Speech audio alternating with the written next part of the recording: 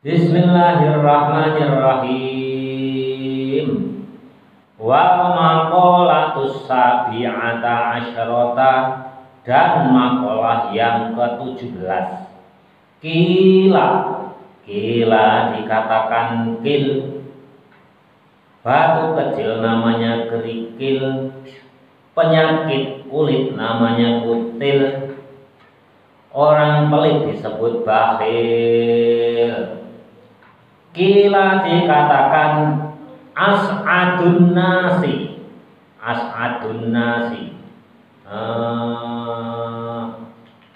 paling beruntungnya manusia. As'ad itu orang yang beruntung. As'adun nasi, orang yang paling beruntung, maksudnya gitu. Yang paling beruntungnya manusia, enggak enak ya. As'adun nasi, orang yang paling beruntung. Siapa orang yang paling beruntung? Yakni man, orang, lahu bagi man, qalbun hatinya, alimun mengetahui, bi annallahi ta'ala, yakni mengetahui bahwasanya Allah Ta'ala ma'ahu, bersamanya. Jadi orang yang paling beruntung yakni di dalam hatinya itu mengetahui bahwa dirinya itu bersama Allah Ta'ala. Nah, ini mudah diucapkan, sulit dan berat untuk dilaksanakan. Barangkali ya kita yang penting ilmu aja ya, yang penting kita berusaha. Masalah bisa enggaknya mengamalkan ini ya bahwa alam terserah Allah. Jadi orang yang beruntung ini, kata Abi Sulaiman, kata siapa namanya, makalah ini yakni yang di hatinya itu Allah bersama dengan kita. Jadi Allah itu kemana-mana membersamai kita. Kita ngaji berarti Allah bersama kita. Kita belajar di kelas, Allah bersama kita. Nah, ada orang yang bekerja di lapangan, ya Allah bersama dia. Di hatinya itu dibersamai oleh Allah. Artinya pertolongan Allah itu selalu membersamai kita. Bukannya Allah itu kemana-mana dengan kita, tapi pertolongan Allah itu selalu bersama-sama kita. Jadi kalau hati kita, di dalam hati kita itu sudah tertanam bahwa pertolongan Allah itu selalu bersama kita, itulah yang disebut orang yang beruntung. Fi ayyi maudhi'i, dimanapun tempat. Di mana tempat, makanya Allah bersama kita. Artinya pertolongan Allah itu selalu bersama-sama dengan kita.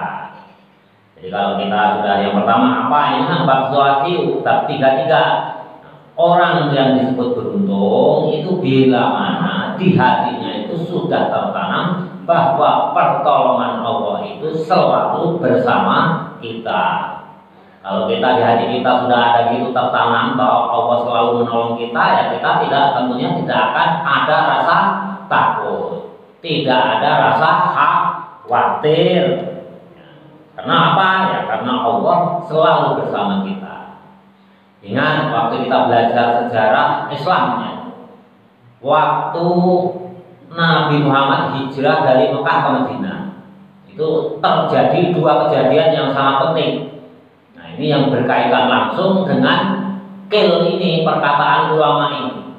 Yang pertama, Abu Bakar dengan Nabi Muhammad dikejar kaum kafir, lari masuk ke gua apa? Gua Hira. Gua Hira itu tempat mendapatkannya wahyu. Gua Tur bersama Abu Bakar. Kan dikejar-kejar oleh kaum kafir Mekah. Nabi Muhammad akhirnya hijrah karena apa? Mau dibunuh. Lari dengan Abu Bakar, didampingi hanya dengan Abu Bakar. Dikejar-kejar ya orang kafir pakai kuda. Akhirnya Abu Bakar dengan Nabi Muhammad masuk ke gua Sur, ya, ke gua Sur. Di dalam gua Sur itu apa? Di sana ada lubang, ya, ada lubang. Di dalam lubang ada ularnya. Ular itu ular berbisa. Di padang pasir itu umumnya ular itu berbisa. hampir semua ular yang ada di padang pasir umumnya itu berbisa. Karena apa? Makanannya ya bangsa tikus, bangsa hewan-hewan lagi ya. Tapi kalau ular yang tidak berbisa ya, ular air itu kan makanannya katak, ikan ya. Di padang pasir enggak ada. Sedangkan yang hidup di air ya biasanya itu adalah ular yang tidak berbisa. Makanya di padang pasir itu mayoritas itu ular berbisa. Masuk ke Gua Sur Nabi Muhammad dengan Abu Bakar. Di dalam Gua Sur ada lubang. Lubang itu ada ular yang berbisa. Mau keluar dari lubang itu. Abu Bakar mengetahui, lantas ditutup dengan kakinya itu. Ular itu lubangnya itu mau keluar nggak boleh sama Abu Bakar. Tutup sama. Nah, kaki Abu Bakar itu karena menutup jalan keluarnya ular itu dipatok, digigit sama ular yang berbisa itu. Wah, sakitnya minta ampun tuh. Langsung itu Abu Bakar kesakitan. Akhirnya apa? Abu Bakar itu menangis.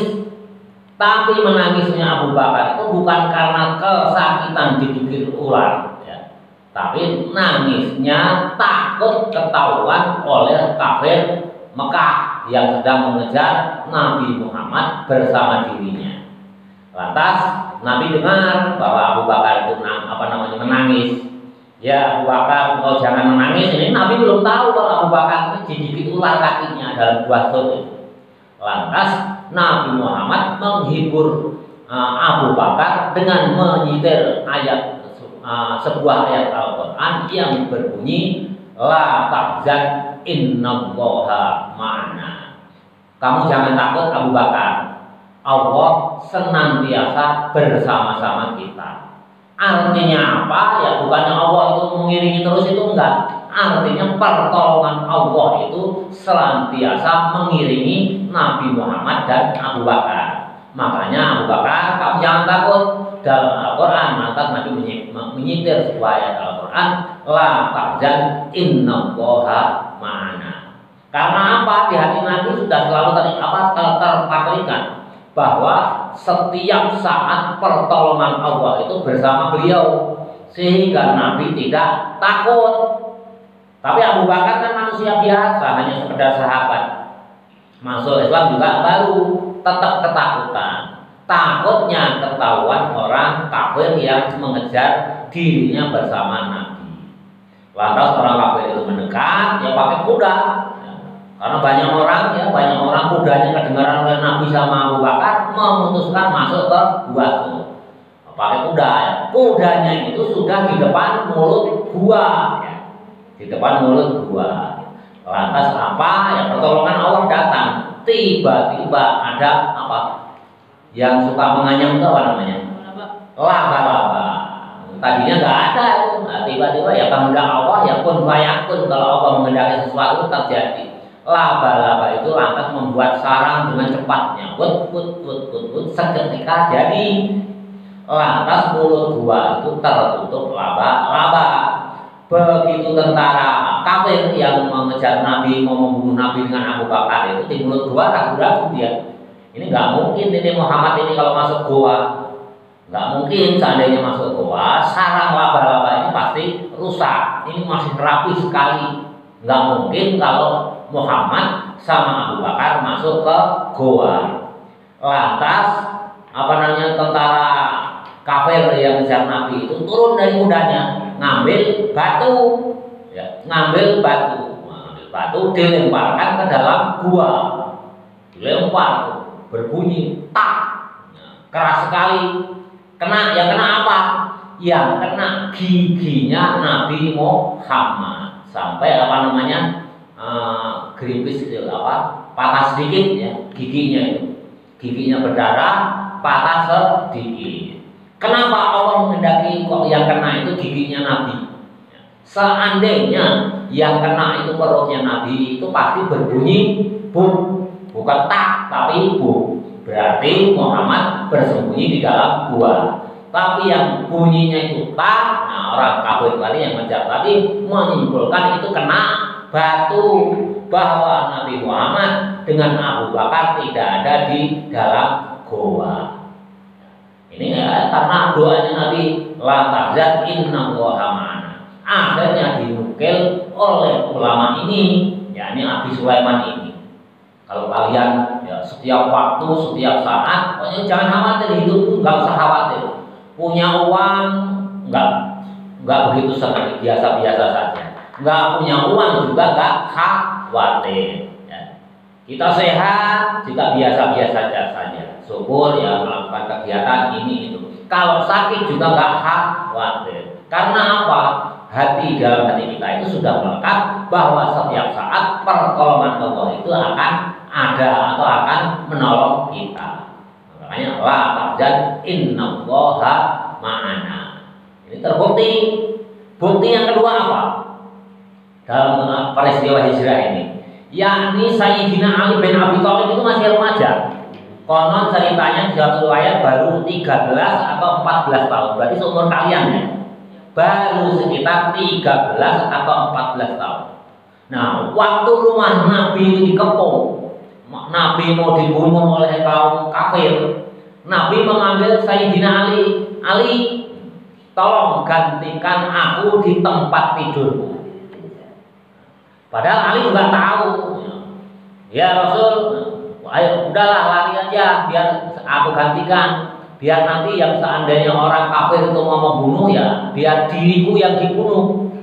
Lantas Sayyidina Ali ini menggantikan di tempat tidur Nabi. Posisinya Sayyidina Ali seolah-olah Nabi sedang tidur. Ya, Sayyidina Ali sedikit pun nggak takut akan dibunuh.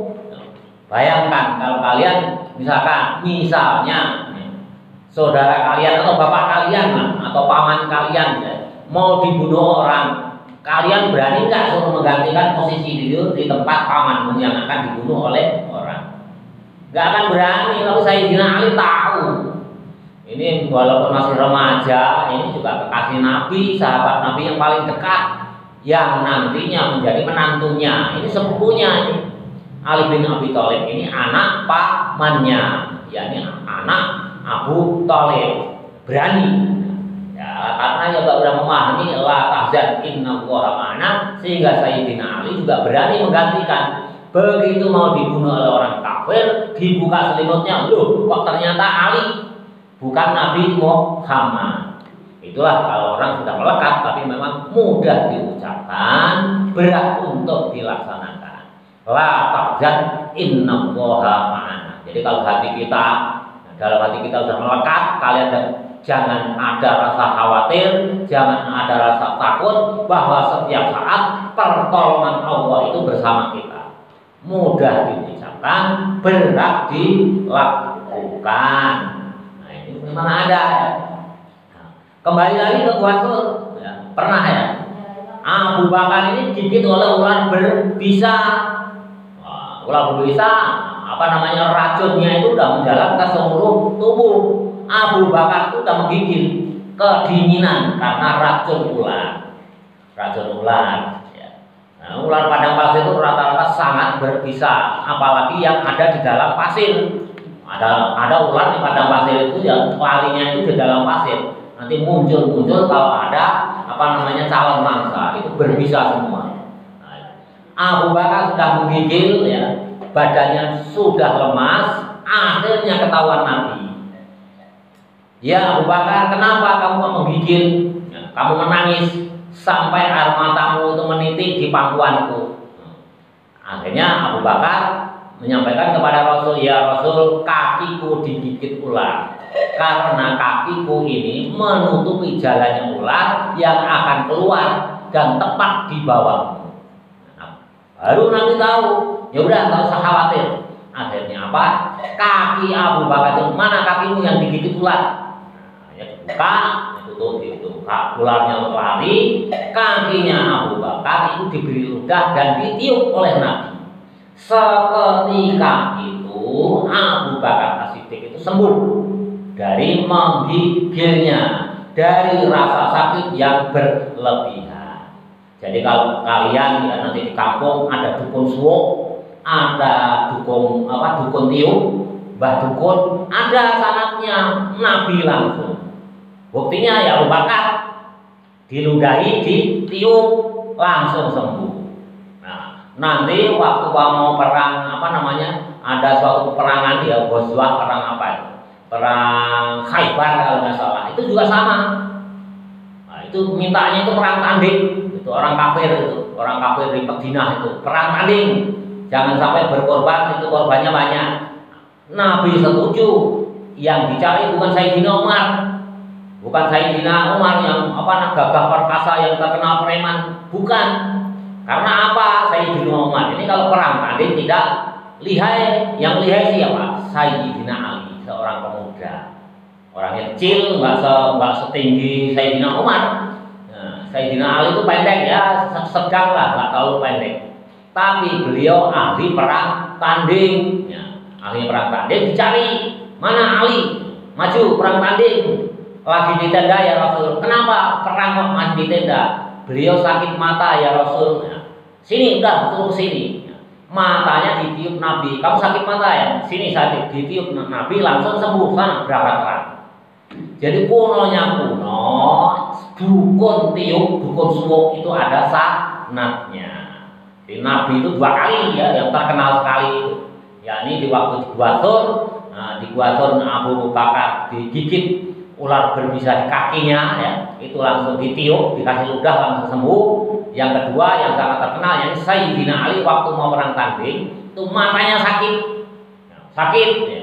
Akhirnya apa? Ditiup Nabi langsung sembuh. Makanya kalian itu juga jangan fanatik. Kok kedukun itu nggak boleh, bid'ah, sesat. Ada yang tergantung dukunnya. Kalau dukunnya yang dibaca mantranya itu kalimat-kalimat yang suci, itu boleh. Itu namanya yang aliran putih. Tapi kalau yang dibaca alirannya hitam, ya, karena khodamnya hitam iblis, jin dan lain sebagainya, itu yang tidak boleh. Jelas ya, tuh sana itu sakit panas kok nggak turun-turun ke orang pintar, ditiup dikasih minum, itu boleh, ada sanatnya. Nabi juga pernah ya. Nabi sendiri yang menjelang wafat, beliau menjelang ila rafiqil a'la dipanggil oleh Allah Subhanahu wa taala.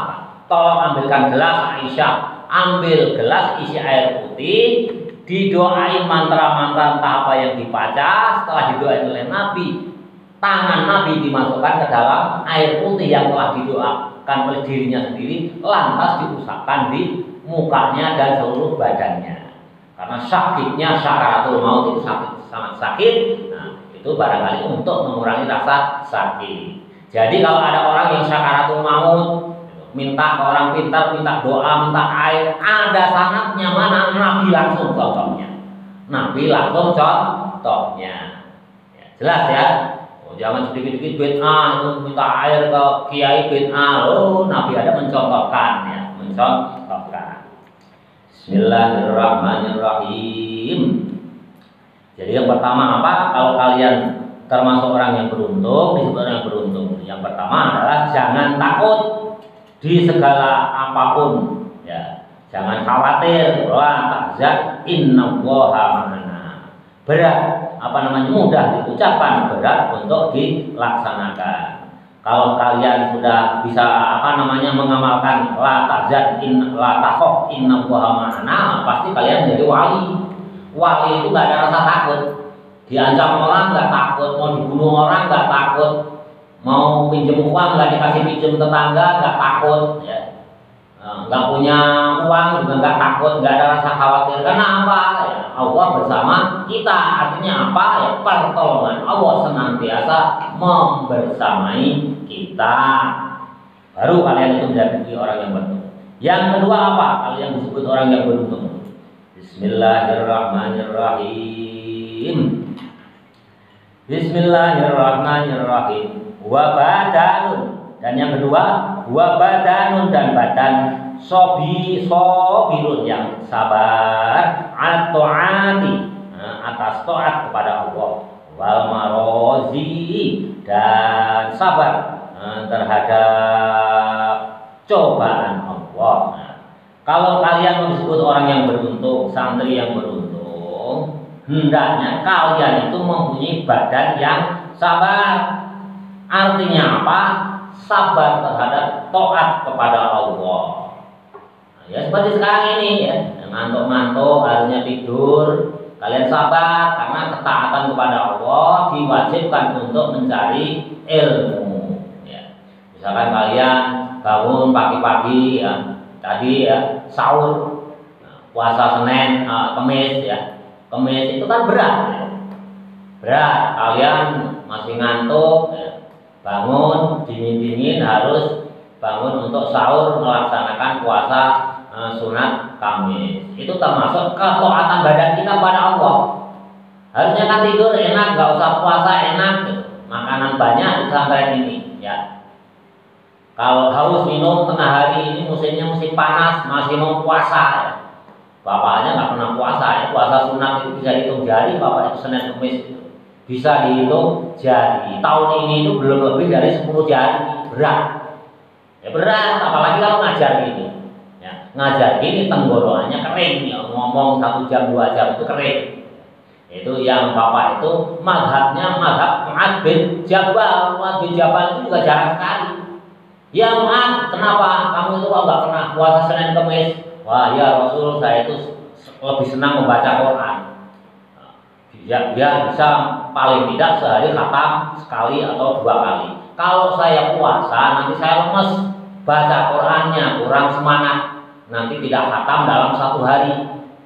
Saya itu ditakdir ya nggak kuat nahan lapar ya Rasul, ya udah bagus teruskan aja. Jadi ada juga mazhab itu, sahabat Rasul itu ada ya.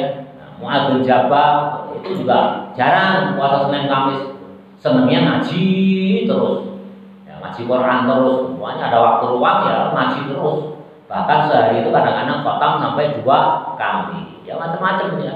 Itu termasuk ujian kita, sabar terhadap badan kita, sabar terhadap badan kita. Makanya kadang-kadang iman kita itu apa? Ada pepatah yang mengatakan, ada makalah yang mengatakan al-imanu yazidu wa yanqus. Iman itu kadang-kadang bertambah, kadang-kadang berkurang.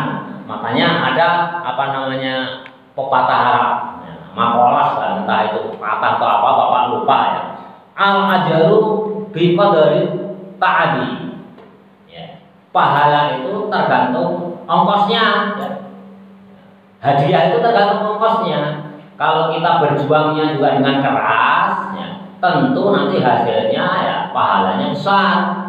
Tapi kalau perjuangan kita itu ya hanya sekedarnya, tentu Allah memberikan hadiahnya, pahalanya itu juga sedikit.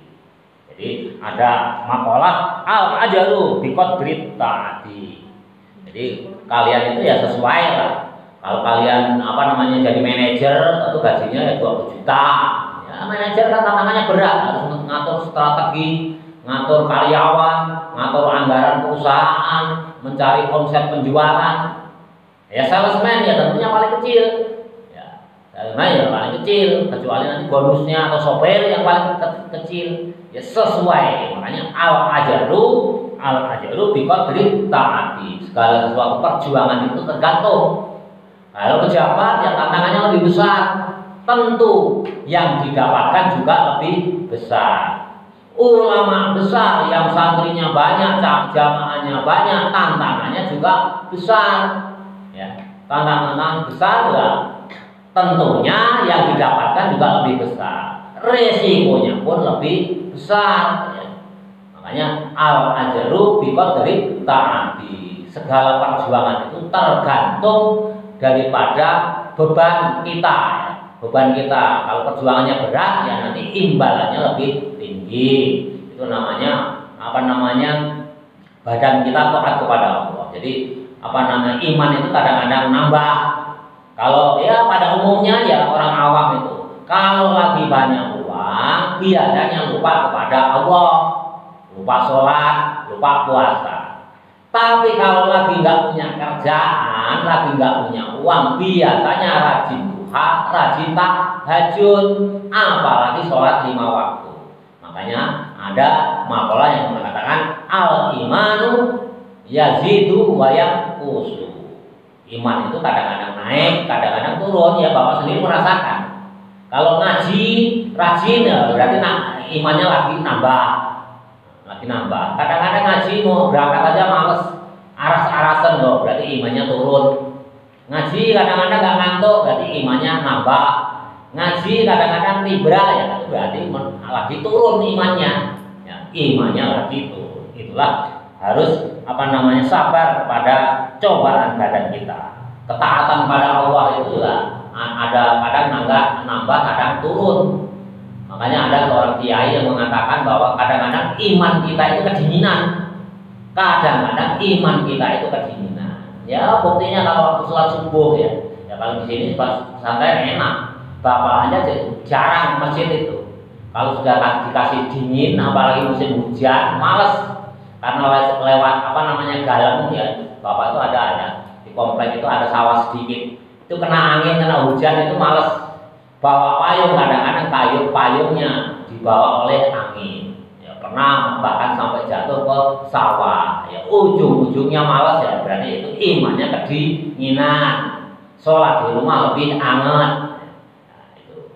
Jadi ketaatan badan kita terhadap taat kita itu kadang-kadang ya diuji oleh Allah. Wal marozi dan cobaan. Jadi badan kita itu harus sabar terhadap cobaan. Cobaan itu banyak sekali.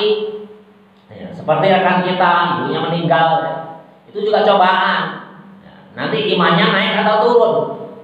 Kalau kembali ke pesantren, meneruskan pendidikannya di pesantren, berarti imannya naik.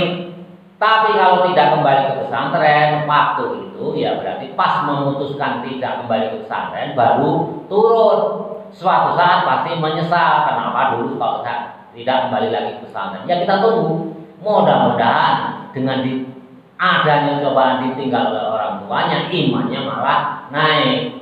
Sama ya kalau kalian dicoba, misalkan nggak punya uang, orang tuanya pas-pasan, apalagi berpisah lagi rumah tangganya, ya sebagai santri harus tahan cobaan. Kalau mau disebut santri yang beruntung, disebut orang yang beruntung, badan kita itu sabar menghadapi cobaan. Ya termasuk wajib pesantren itu apa? Mendirikan pesantren kan hanya mencari ridho Allah.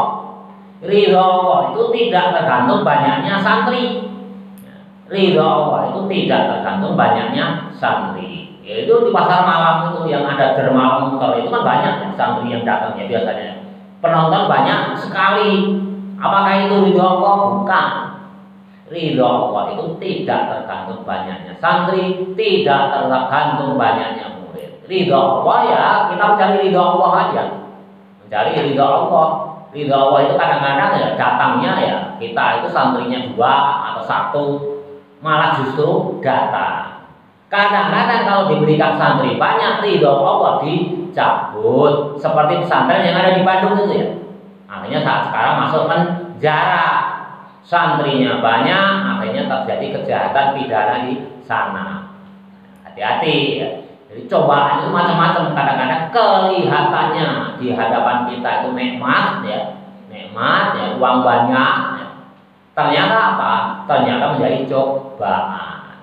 Sedangkan kalau kita misalkan ya Allah, usaha saya kok nggak berhasil-hasil, kenapa ya Allah? Ya barangkali yang nggak berhasil itu justru yang diridhoi oleh Allah. Makanya bapak itu nggak khawatir melihat tetangga beli mobil, nggak iri, ya, malah alhamdulillah suatu saat bisa pinjem. Ya Allah, saya kok nggak kaya-kaya, ya alhamdulillah. Barangkali kalau diuji dengan kekayaan, bapak nikah lagi, istrinya menjadi 4, tidak adil, ya kan nggak tahu. Ya, jadi apa ya terserah Allah aja. Gitu. Mencari ridho Allah itu tidak tergantung kita itu menjadi kaya atau pesantren yang kita banyak muridnya, tidak. Tapi yang paling ideal ya tentu banyak murid, ya, tetap dapat ridha Allah Ta'ala. Jadi kalian kalau mau disebut menjadi orang yang beruntung, yakni sabar menghadapi nikmat Allah yang melimpah yang diberikan kepada kita, sabar menghadapi cobaan yang diberikan Allah kepada kita. Itu namanya sabar. Ya, cobaan itu ya macam-macam ya. Cobaan itu macam-macam. Ya. Kesabaran seseorang. Ya. Kadang-kadang orang itu disebutkan sabar itu ada batasnya. Ya sebetulnya nggak ada yang nggak ada batasnya ya mati. Hanya kebanyakan ya umumnya itu mudah diucapkan, sulit untuk dilaksanakan. Termasuk yang baca kitab ini ya Bapak, belum tentu semuanya sabar, tapi melatih ya kesabaran itu terus menerus, nggak bosan-bosannya. Ya. Baik dalam sabar menerima anugerah karunia ya, maupun sabar dalam menerima cobaan. Ya cobaan itu macam-macam. Cobaan itu macam-macam. Kadang-kadang ada orang ya, orang tua anaknya belum nikah, padahal gadis cantik.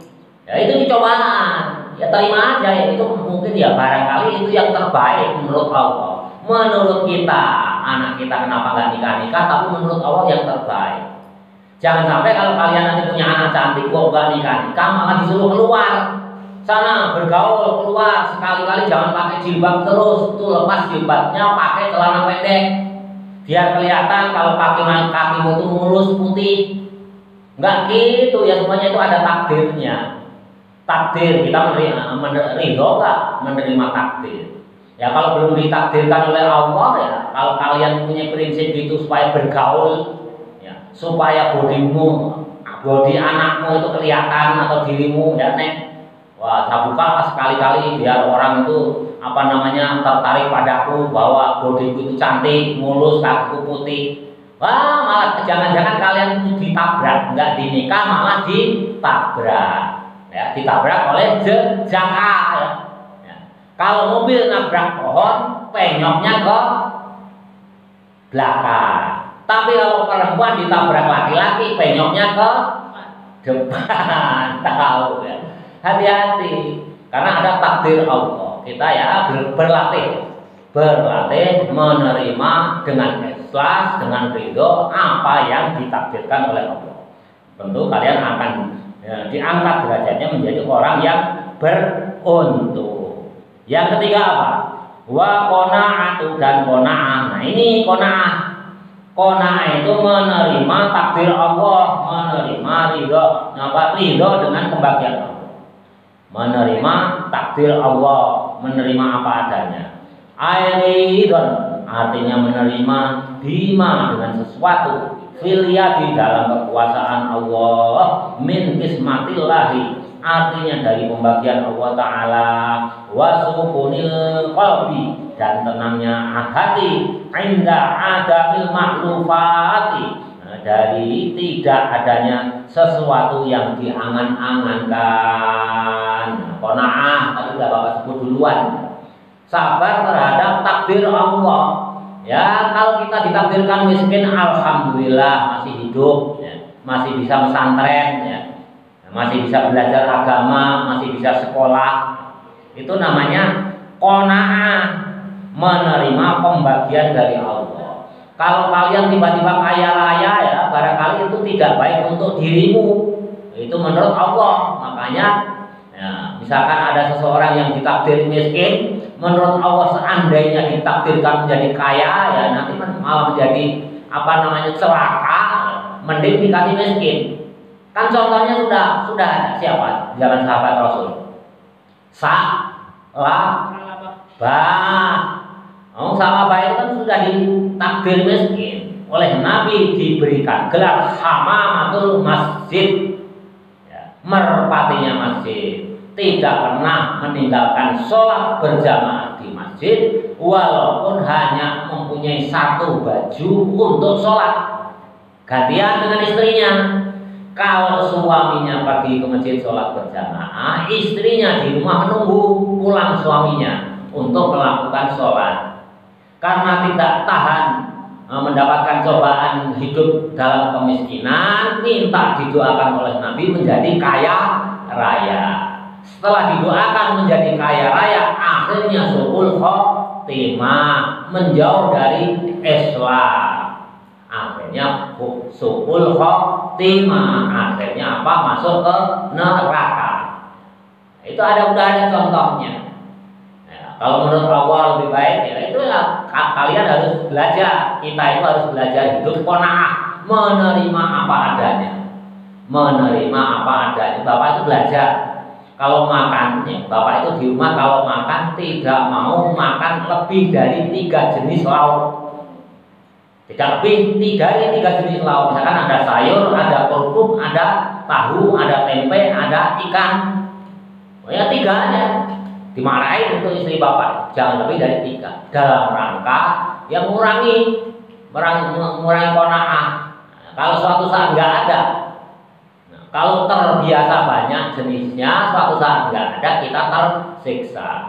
Tapi kalau sudah dilatih ya 3 aja ya, sayur, kerupuk, tempe cukup. Sayur, kerupuk, ayam cukup. Syukur-syukur ya kurang dari 3 itu kan bapak lebih senang. Bukan menjadi abdul butun, hambanya perut. Kan sudah jelas 70, kurang lebih 70 sahabat Nabi yang menjadi ahli ilmu yang dijamin surga kebanyakan oleh Nabi, semuanya ahli sufah. Ahli sufah itu apa? Ahli lemes. Semuanya kekurangan makanan. Makan hanya sekedar untuk bertahan hidup. Hidup untuk ibadah, untuk menerang ilmu dari Nabi. Termasuk Abi Hurairah, itu juga Bilal, juga Abi Dzar Al-Ghifari, juga banyak. Ahli sufah itu juga semuanya mengurangi makan. Makanya ada ilmu ahli pesantren itu kalau orang senang makan disebutnya abdul butun, hambanya perut. Hambanya perut. Makanya rata-rata ulama itu tidak panjang umur. Rata-rata ulama itu tidak panjang umur. Nabi umurnya berapa? 63. Ya, 63. Imam Ghazali 54 sudah meninggal. Imam Syafi'i 54 sudah meninggal. Imam-imam yang lain tidak jauh dari umur Nabi. Rata-rata ulama-ulama itu tidak panjang umur karena apa? Yang mengurangi makan. Sehingga ilmunya itu mumpuni, tapi ilmunya bermanfaat terhadap orang banyak.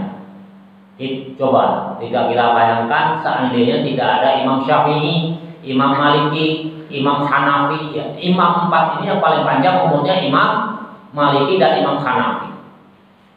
Semuanya ya pendek-pendek umur, ilmunya tapi luar biasa. Sampai sekarang bermanfaat, bahkan nanti sampai yaumil kiamah bermanfaat. 4 mazhab itu bermanfaat. Kalau yang lainnya ya wallahu a'lam. Seperti kitab Safinah itu aja. Yang mengarang itu ahli berkholwat, ya, ahli tirakat. Ya walaupun kitabnya sederhana, bahasanya juga tidak tersusun rapi, tapi karena berkah miliaran orang yang membaca, miliaran orang yang membaca, ditandingi dengan yang tersusun rapi pun tidak kalah. Safinah itu masih bertahan sampai sekarang. Tidak ada satu pesantren salaf pun yang meninggalkan kitab Safinah, walaupun tandingannya itu yang kitab-kitab mutakhir itu lebih mutakhir, bahasanya mudah dimengerti, tersusun rapi, tapi kalah berkah. Taklim ta'alim kurang apa? Bahasanya itu sulit sekali dipahami. Tapi karena keberkahan yang mengarang kitab taklim, ya, ikhlasnya itu sudah luar biasa, menerima qanaah ridho dari Allah, kitabnya berkah. Karena mendapatkan ridho, ya, yang kita harapkan itu ilmu yang banyak atau ilmu yang ridho. Nah, kalau ilmu yang ridho ya walaupun sedikit, makanya Nabi menyampaikan balighu anni walau ayat. Itu artinya apa? Ilmu yang diridhoi oleh Allah. Bukan hanya sekedar satu ayat disampaikan, enggak, tapi disampaikan dan diridhoi oleh Allah. Kalau sekedar satu ayat disampaikan malah ngajak berantem, berarti tidak mendapatkan ridho. Intinya ridho dan ridho. Wa qanaatun, dan menerima pemberian dari Allah. Ayat ridho artinya menerima bima dengan sesuatu fil yadi dalam kekuasaan Allah. Min kismatillah, dari pembagian Allah Ta'ala. Wa sukunil qalbi, dan tenang hati yang indah adamil ma'lufati, dari ketiadaannya angan yang diangan-angankan. Kalau cita-cita kita nggak berhasil, ya jangan ngeluh. Maksudnya itu di sini itu indah adamil ma'lufati. Ya, cita-cita ya Allah, kenapa ya kok saya nggak kaya-kaya? Kenapa ya saya kok nggak bisa naik haji, pada sudah rajin puasa Senin Kemis, sudah rajin nabung, tiba-tiba anaknya sakit, ya akhirnya terpakai untuk berobat, hajinya nggak jadi-jadi. Nah itu ya karena ya itu barangkali yang terbaik bagi kita. Ya Allah, kenapa anak kita nggak soleh-soleh? Ya itu barangkali terbaik bagi kita. Kalau seandainya Allah mengabulkan anak kita cepat-cepat soleh, mah barangkali kita kan nggak tahu rahasia Allah. Kita nanti ingkar kepada Allah, akhirnya lupa kepada Allah, jauh kepada Allah. Mentang-mentang semuanya sudah tercapai. Barangkali itu ya ujiannya, kan kita nggak tahu. Kita nggak tahu ujian Allah itu nggak tahu. Akhir-akhir ini ya seorang tokoh, barangkali kalian juga sudah dengar ya, Dahlan Iskan. Pernah dengar? Pak Dahlan Iskan mantan Menteri BUMN di era Presiden SBY. Beliau terkenal seorang santri yang luar biasa, mempunyai madrasah 100 madrasah dibiayai sendiri. Tapi akhir-akhir ini apa? Mendapatkan fitnah, beliau murtad dari agama Islam. Na'udzubillah min dzalik. Apakah benar Bapak itu ya wallahu alam, belum terklarifikasi, beliau nggak mengklarifikasi secara langsung. Tapi yang beredar, beliau ikut beribadah, memimpin peribadatan agama Buddha Sutse. Termasuk apa? Mencuci itu patung Buddha. Dan dalam pidatonya berapi-api, wah inilah agama yang baik, tidak mengharuskan ibadah. Saya sebagai aktivis di Jakarta, na'udzubillah min dzalik. Ya ujian anak macam-macam, punya madrasah aja 100 madrasah. Benar enggaknya ya beliau belum mengklarifikasi. Bahkan adiknya menelpon pun tidak diangkat. Lantas apa pengakuan adiknya mengirim WA kepada Pak Dahlan Iskan, Mas Dahlan, kalau kamu tetap murtad apa yang beredar di video, jangan sekali-kali pakai nama bapakku yang namanya Iskan. Gak ridho. Bapakku di akhirat sana di alam kubur pasti menangis melihat tingkah lakumu itu. Ya sampai sekarang belum klarifikasi, tapi adiknya sudah komentar, sudah kirim WA. Semua orang ulama-ulama sudah komentar, termasuk majelis ulama. Na'udzubillah min dzalik. Seandainya Pak Dahlan Iskan itu murtad, padahal jumlah madrasahnya ada 100. Makanya kita tetap dipandu terus, qanaah menerima apa adanya. Ya Pak Dahlan Iskan barangkali ada salah satu teman wartawannya ya. Beliau backgroundnya wartawan mengomentari itu rasa terima kasihnya kepada kaum Buddha yang telah membantu transplantasi hati di Cina sana kan, cangkok hati. Nah itu yang untuk nyangkok itu yang memberikan itu jalan itu ya orang Buddha ya, yang dicangkokkan miliknya orang Buddha, dimasukkan ke dalam mengganti hatinya Pak Dahlan Iskan. Ya tapi nggak harus gitu. Nggak harus gitu, jelas ya di videonya itu Pak Dahlan Iskan itu mencuti patung Buddha, ikut peribadatan di tempat peribadatannya kaum Buddha. Ya kalau menurut penglihatan bapaknya itu udah murtad. Majelis ulama juga sudah menyatakan kalau itu memang betul itu murtad. Ya. Padahal beliau mempunyai 100 madrasah, dibiayai 100% oleh dirinya sendiri. Itulah fitnah kehidupan. Hati-hati, makanya kita sudah berdoa Allahumma inna nas'aluka husnul khotimah. Bismillahirrahmanirrahim. Satu makalah lagi. Wal maqalatu saminata asyarata, dan makalah yang ke-18 an Ibrahim an-Nakhai, dari Ibrahim an-Nakhai. Radhiya semoga meridai Allah anhu kepada Ibrahim an-Nakhai. Innama halaka, innama sesungguhnya sesuatu halaka yang menyebabkan kerusakan, man terhadap orang, halaka yang rusak, qoblakum sebelum kamu sekalian, minal ummami dari umat-umat, dari umat-umat sebelumnya. yang menyebabkan rusaknya seseorang, umat-umat sebelum Nabi Muhammad di sini maksudnya, yakni bisalatin ada 3 khisolin perkara menyebabkan kerusakan umat sebelum Nabi Muhammad itu ada 3 perkara. Yang pertama apa? Yang pertama bifudulil kalami, yakni banyak omongan yang tidak berguna. Kalamnya itu nggak berguna, omongannya itu nggak berguna. Wa dan adapun fudulil kalam, yaitu perkataan la khairu, tidak ada kebaikan fihi di dalam perkataan, fiddi ini di dalam agama, wad dunya dan di alam dunia, di perkara dunia. Jadi perkataannya itu nggak membawa manfaat, baik terhadap agama maupun perkara dunia. Ada nggak? Kita ngobrol, orang banyak ngomong, tapi nggak ada manfaatnya. Misalnya kalian sedang kongko-kongko di depan pesantren, tiba-tiba membicarakan bebegik. Bebegik itu apa? Genderuwo itu apa? Tahu nggak kalian genderuwo? Genderuwo itu apa? Manusia halus apa? Kalau bahasa Indonesia, bahasa Sundanya apa? Juri. Wah, juri kamari ayah juri di anu. Orang ke sampai kalau lompatan, si anu gitu ngobrol masalah juri. Ada manfaatnya enggak? Enggak ada. Baik dalam masalah agama maupun urusan dunia enggak ada manfaatnya.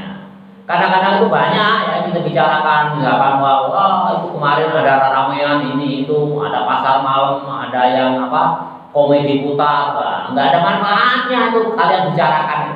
Ramenya orang resep lalajonan ke, yang laki-laki orang resep ningali ping-ping garadis ke barodasnya resep.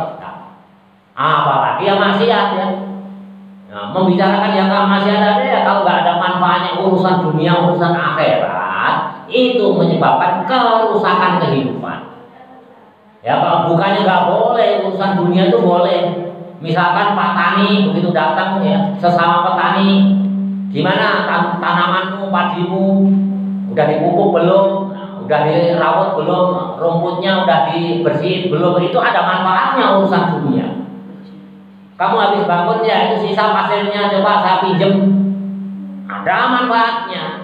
Tapi kalau kalian ngawangkong, ya, mengegosip masalah juri, itu tidak ada manfaatnya. Itulah yang menyebabkan kerusakan umat sebelum umatnya Nabi Muhammad. Jelas ya? Jadi kalau kalian bicara itu ya ada manfaatnya. Kalau nggak urusan agama ya urusan dunia. Itu boleh urusan dunia. Jika kurang deh. Saya ya cicisna kiriman di sepun telat. Jika nambut urusan dunia boleh. Karena ada manfaatnya. Ada manfaatnya. Tapi kalau yang ngalor ngidul, misalkan membicarakan masalah tiang listrik, wah tiang listrik itu mahal, untuk awi, ya halusku besi, wah, lain halusku beton, nggak ada manfaatnya. Ya, itu nggak ada manfaatnya. Itulah yang menyebabkan kerusakan umat sebelum Nabi Muhammad. Itu banyak ngomong. Makanya jadi orang itu jangan banyak ngomong. Tapi bagi laki-laki kalau yang sabar, kalau punya istri yang banyak ngomong, yang cerewet, itu kalau sabar menyebabkan bisa menjadi wali. Itu memang orang biasanya perempuan yang banyak ngomong. Punanya kuno, biasanya itu perempuan yang banyak ngomong. Bismillahirrahmanirrahim. Biasanya apa? Menghibah apa? Kok menghibah? Apa namanya? Bahasa sehari-hari kita apa? Ngagosip, ya, ngagosip, nggak ada manfaatnya urusan dunia maupun urusan akhirat. Kita kok membicarakan Dewi Persik, kenal juga tidak, ya. Kan nggak ada manfaatnya ya, nggak ada manfaatnya. Kecuali kalau yang kenal orangnya ada, ya. Kenal aja enggak kita bicarakan, apalagi yang kita bicarakan Sin. Bismillahirrahmanirrahim. Huwa dan adapun fudul kalam, yakni pembicaraan la khaira, tidak ada kebaikan fihi dalam banyak bicara, fid dalam agama, urusan agama maksudnya, wa dunya dan urusan dunia. Itu yang pertama. Yang kedua apa? Wa fudurut ta'ami, dan banyak makan. Ini Abdul Butun. Banyak makan itu juga bagus. Yang menyebabkan kerusakan umat sebelum Nabi Muhammad, yang pertama banyak ngomong, yang kedua banyak makan. Makanya kan sering ya Bapak itu ngomong itu ada dasarnya. Ini yang berkata siapa? Ini makalah ini. Yang berkata adalah tabi'in yang meninggal tahun 215 Hijriah. Tabi'in itu termasuk generasi terbaik setelah sahabat, ya. Setelah sahabat. Jangan main-main ini. Jadi kalian itu hendaknya jangan menjadi Abdul Butun, hambanya perut, sedikit-sedikit makan, sedikit-sedikit makan. Coba kalau seandainya kalian ketemu makanan kesukaan kalian, mampu menahan diri untuk tidak makan, latihan. Sekali-kali dicoba, latihan. Itu Abdul Butun itu tidak baik. Huwa dan adapun orang yang banyak makan, fudul ta'am itu mengutamakan makan, itu artinya banyak makan. Huwa dan adapun fudul ta'am banyak makan, sesuatu layak ini yang tidak memberikan manfaat itu makan. Apakah ada makan ya banyak makan yang tidak memberi manfaat? Ada enggak? Ada yang tahu enggak? Makan yang tidak memberikan manfaat terhadap makan itu banyak, ya banyak. Tapi ya udah menjadi budaya. Baik orang Jawa, orang Sunda sudah menjadi budaya makan bareng. Kalau orang Sunda apa makan bareng? Botram, ya. Botram. Misalkan kita dengan rekan-rekan, yuk orang botram di saung itu makan menah asin yang naon? Jeng lalaban. Itu kira-kira manfaatnya apa? Enggak ada manfaatnya. Manfaatnya untuk hawa nafsu, memuaskan nafsu pribadi. Itu dalam apa namanya perkataannya. Ya, siapa tadi sahabat tabiin tadi? Siapa tadi yang berkata? Siapa namanya? Abi Sulaiman tadi. Ini tidak ada manfaatnya.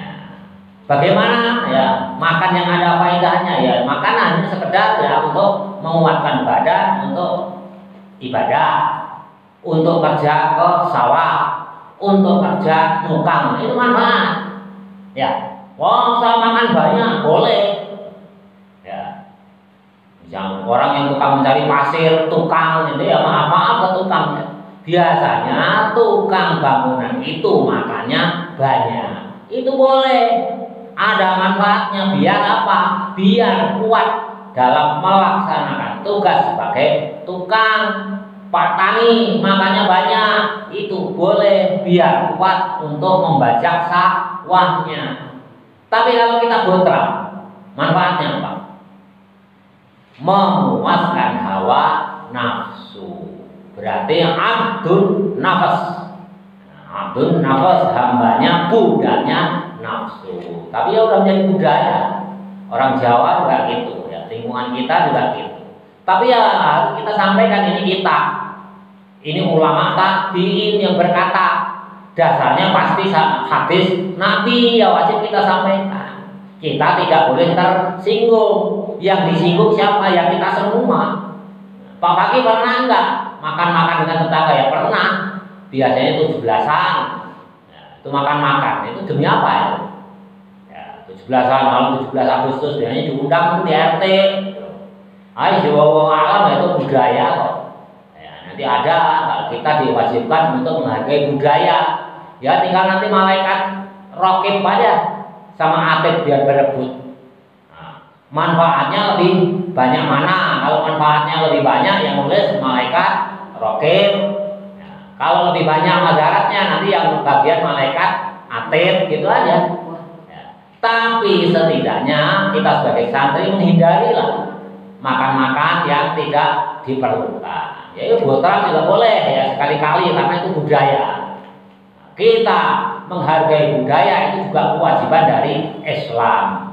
Salah satu ajaran juga dari Nabi, salah satu ajaran dari Allah.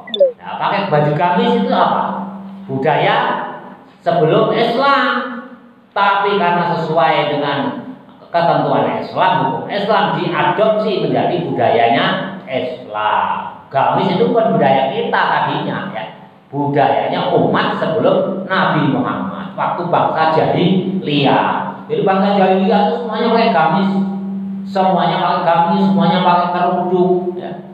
Nah, tapi sesuai dengan ajaran Islam diadopsi oleh Islam. Jadi budaya itu juga anjuran Allah, anjuran Nabi Muhammad.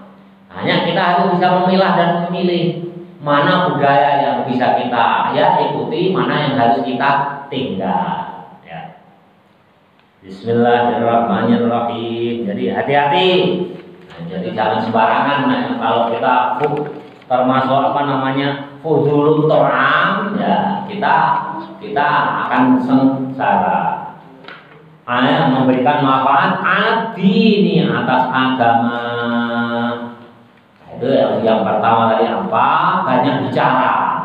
Itu enggak baik. Itu menyebabkan kerusakan. Yang kedua, banyak makan yang enggak ada manfaatnya khususnya terhadap agama.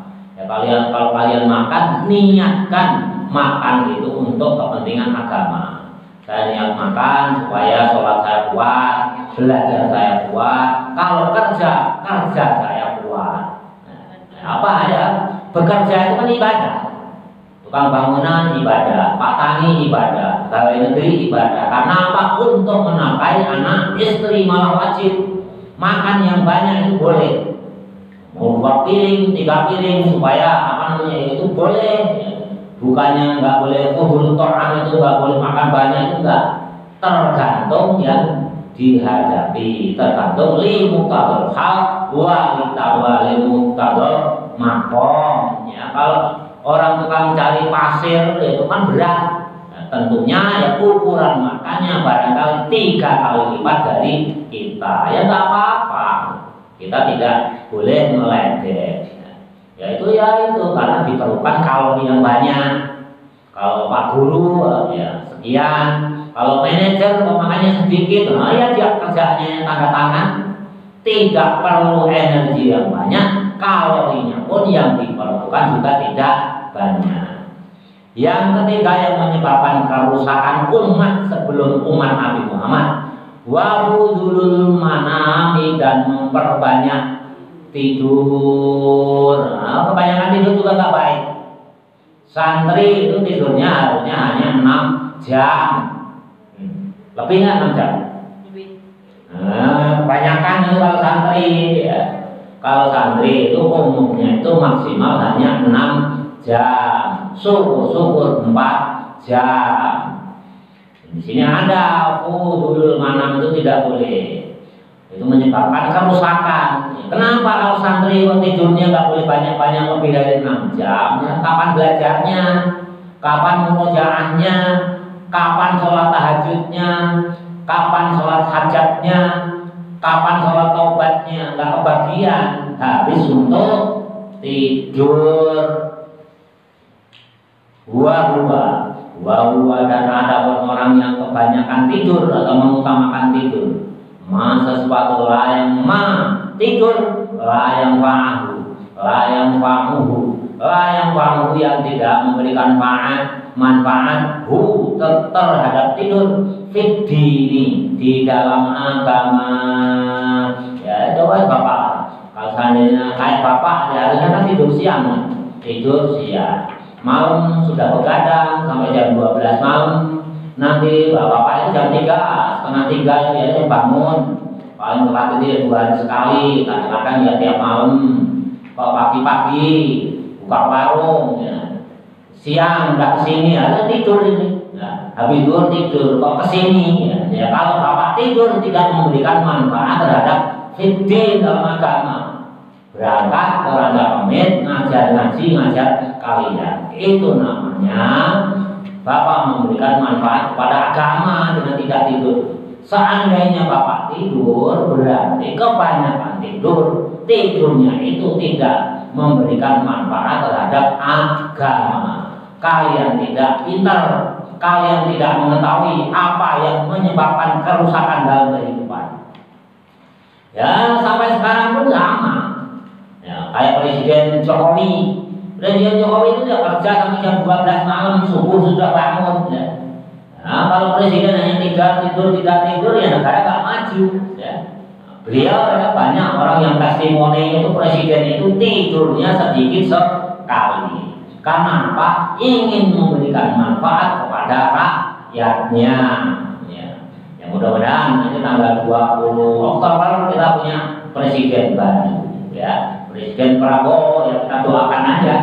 Ya.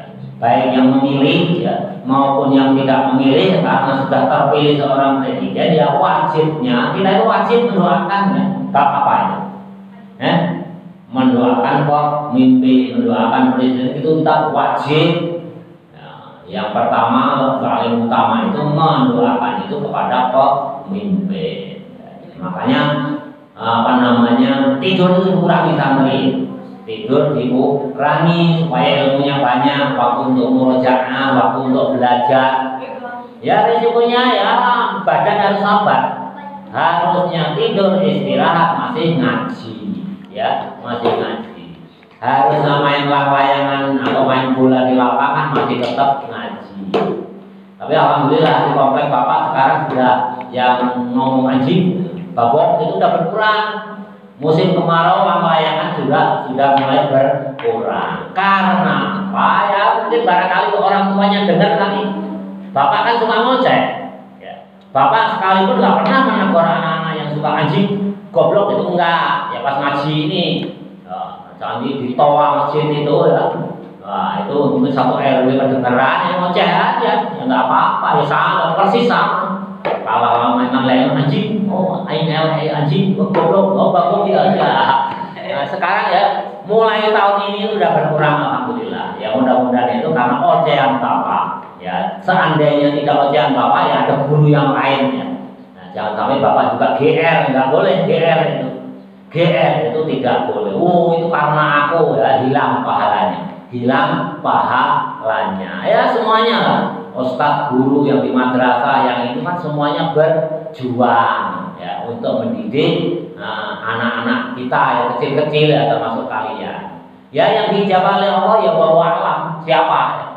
Ya, bareng-bareng gitu aja, bareng-bareng. Kita mengklaim nggak boleh, oh itu keberhasilan saya, oh neraka. Kita nggak boleh mengklaim. Jadi kalau ada kebaikan, kita tidak boleh mengklaim. Kalau ada kejelekan, kita tidak boleh lari. Ya. Tidak boleh lari. Wallahu a'lam bishawab.